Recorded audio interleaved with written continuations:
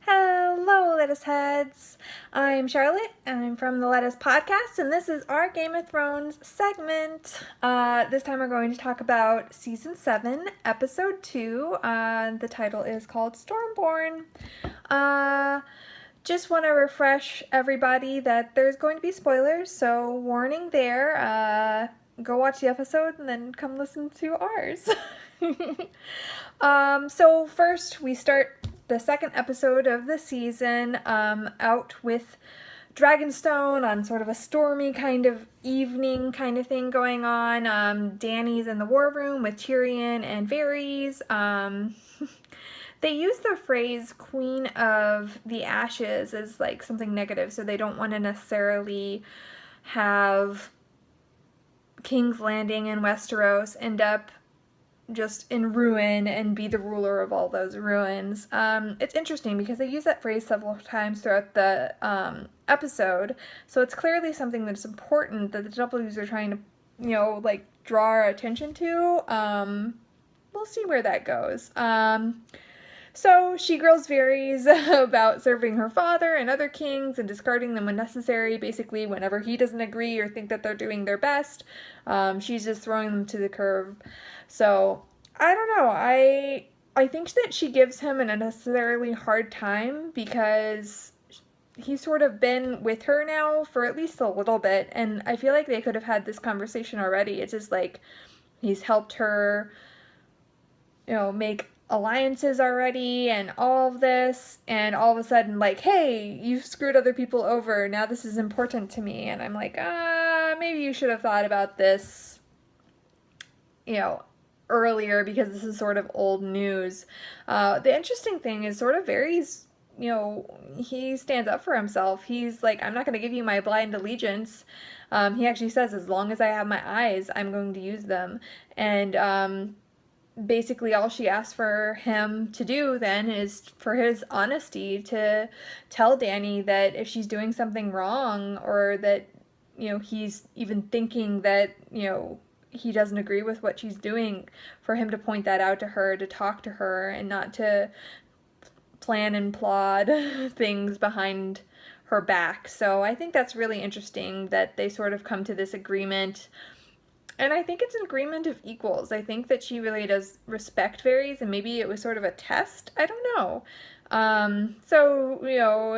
At some point, he's pardoned for, betraying her father and all of this. The really sort of cool thing is that Melisandre shows up. Melisandre shows up and brings news of Jon Snow, and says the prophecy could be about a prince or princess, not just a prince, like everyone has been saying. I guess the translation was just sort of misunderstood because everyone was just using the male form, and technically it could be a male or female. So technically, Dany could be our lady, but she, I think this time, is a little more reluctant to say, like, hey, I think you're it, but she thinks that Dany has a part to play, and she also makes sure that Dany knows how important Jon Snow is. Tyrion actually supports Jon and is finally ordered to write a letter to Jon so he can come to Dragonstone and bend the knee to Dany. I don't really know how that aspect is going to play out, but it's interesting. So then we jump to Winterfell. We see some combat practice. Jon and Sansa are actually talking about Tyrion's letter. Like, Jon's holding it, and Jon has to prove the validity of it by something like a private conversation he had with Tyrion. And it sounds like Jon is sort of very heavily thinking about going to Dragonstone. Jon and Sansa finally really have like a true discussion about like strategy and what he should do, and of course Sansa doesn't necessarily agree, but I do feel like they needed to have that good discussion. That was something lacking from the first episode. Davos does mention that the dragons have fire, and fire kills whites, and good thinking, Davos. Then we jump to King's Landing. There's the throne room, where Cersei's warning all the lords under the Tyrells that Olenna isn't going to protect them, that Dany is sending foreigners to fight their battles, so they're fighting against the Dothraki, the Unsullied, and I think that's sort of a low blow because it does make it a little more likely that those lords will side with her because Dany is bringing in all of these people that don't know their customs or their world and could potentially ruin Westeros as they know it. She talks of how Dany has been harsh in the past in her previous conquests with High Lords, which is completely true, but they sort of deserved it. I'm going to say that. And what's funny is that Cersei is the insanely harsh one. She is harsh without regret, and she's vicious. And I find it funny that those were the kind of things that she was talking about to Dany. Obviously, she's trying to bring people on her side, but at the same time, I mean, Cersei is, if anything, like one of the worst people in this show when it comes to just meanness, I guess. So the cool thing is Jaime actually pulls Lord Tarly aside, Sam's dad, to support their cause. He says he'll make Lord Tarly general and then potentially even give him the power of the South after the war is won, which is, I don't know. I think that it will be interesting to see what Lord Tarly does. I think he'll actually take Jaime up on the offer, but at the same time, I don't think he should. I think Cersei's going down and everyone sort of knows it except her. And I think that Jaime's trying to do whatever he can to try and make Cersei actually winning a possibility. So, we'll see. Then we jump to the Citadel and the quarantine type area with Jorah.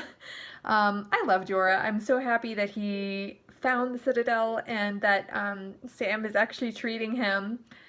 He gets the news that it will only be 6 months until he goes crazy, and they said if he wasn't a knight, they would have kicked him out by now, but they'll give him one more day, basically, to take care of whatever. Sam actually asks Jorah if he can send word to his family, and so he sort of learns that Jorah's a Mormont, and like, you know, Sam had worked with Jorah's dad and saw him killed and all of this, so it's sort of this link between these two. Even though Jorah doesn't necessarily know Sam, Sam knows about his family and has a lot of respect for people that have served as knights or lords or in a good cause, and it does seem like Jorah has his heart in the right place now, and so I think Sam sees that.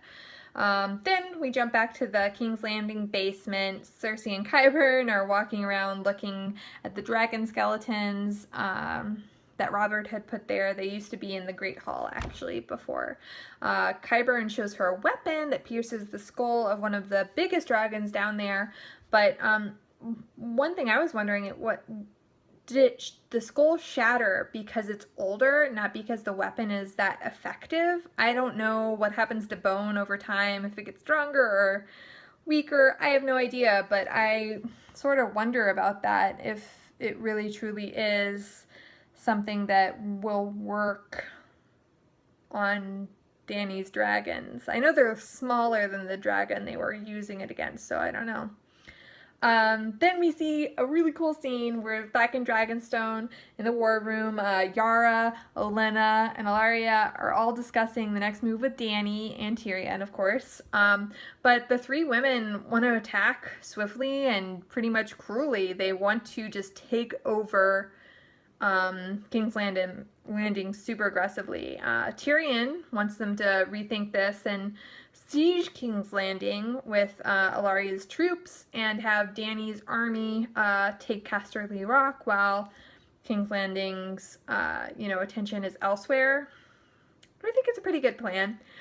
Lady Olenna and Dany end up talking, and it seems like she's trying to steer Dany away from listening to Tyrion, that men's opinions and advice really aren't to be trusted. They're the ones who got everybody into this place, not the women. And so she says, you're a dragon, be a dragon.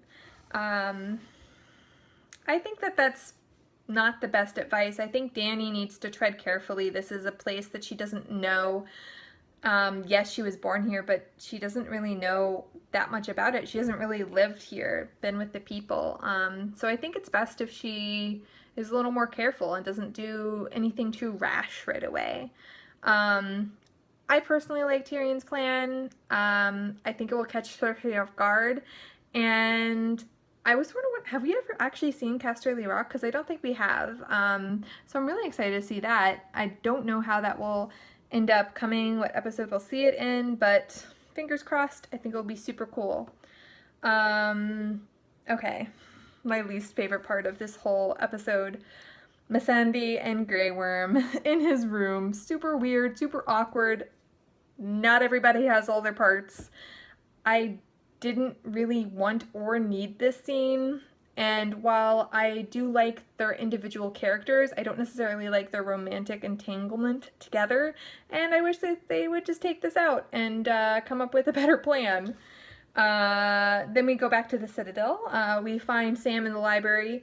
He is being handed all these different histories to read so he can learn how to write his own.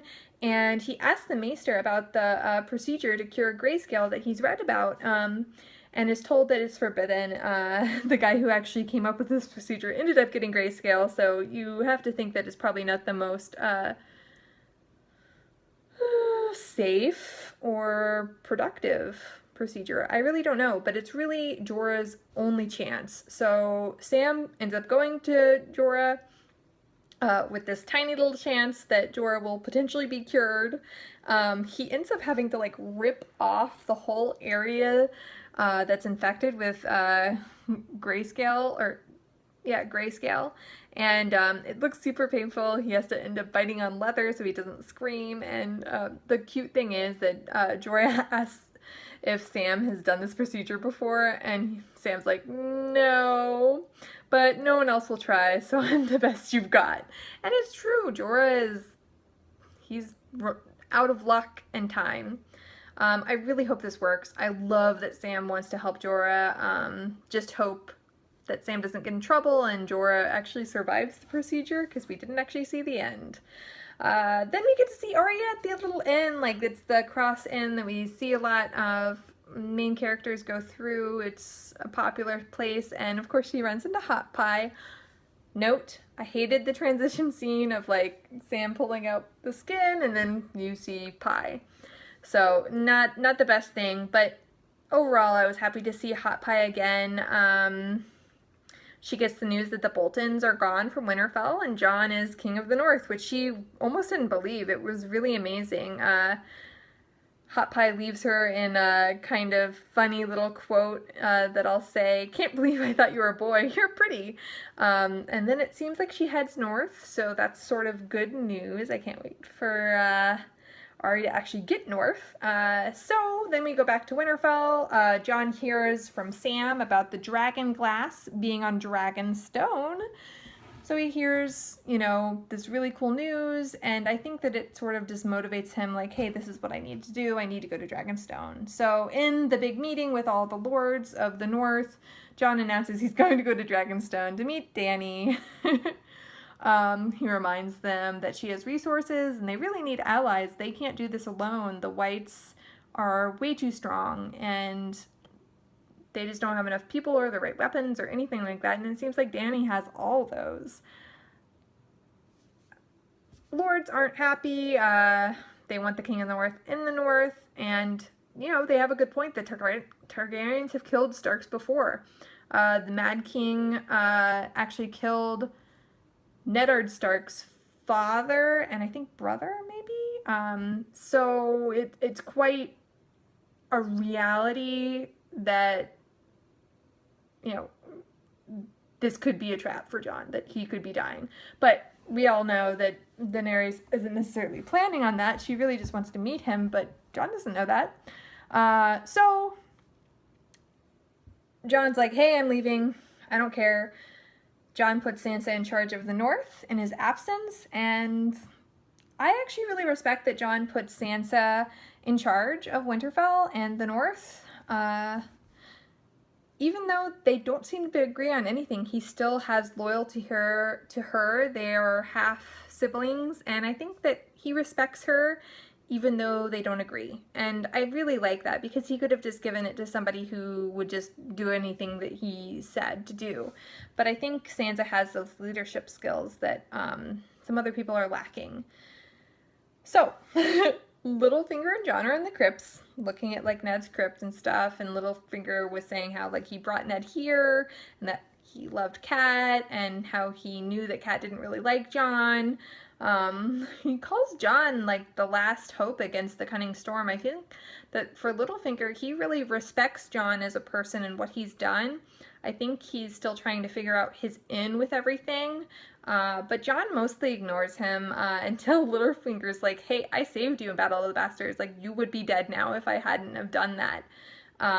Then he makes a mistake of saying that he loves Sansa, and Jon's like, touch my sister and I will kill you myself. Not sure what moves Littlefinger's going to take with this, because no one really seems to want to work with him right now, and that's probably really hard with him. I feel like he's going to leave eventually if he keeps on getting this kind of treatment, which is bad because he has troops that could help.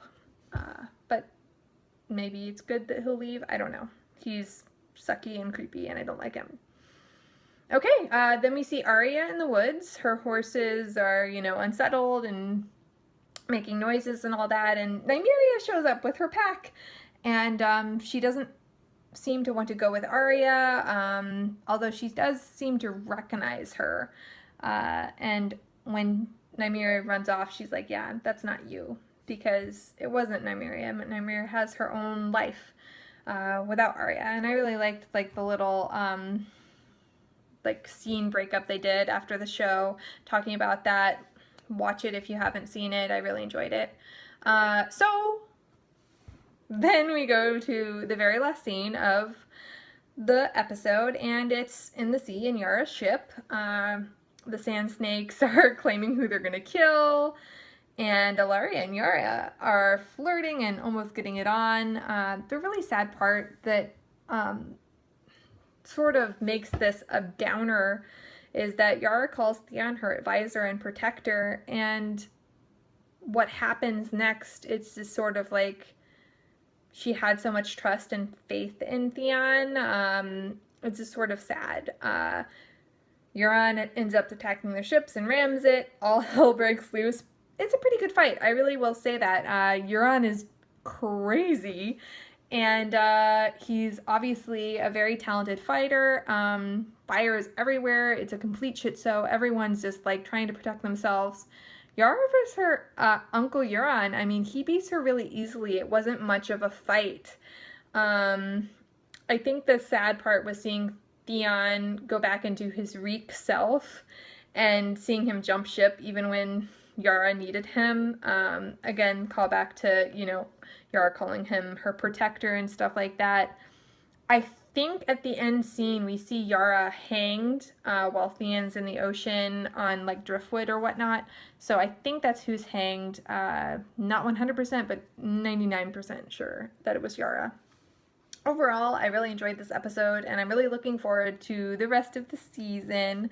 Even though the season is completely off book, I'm just excited that it seems like the Double Ds are doing such a great job to stay in this world and respect the characters and, make it the best show that they can without having those books to rely on. All right, Lettuce Heads, thanks for tuning in. Check out the Lettuce Podcast on iTunes or pretty much any other podcast app. All our info is on the notes. Check it out. Aruga later.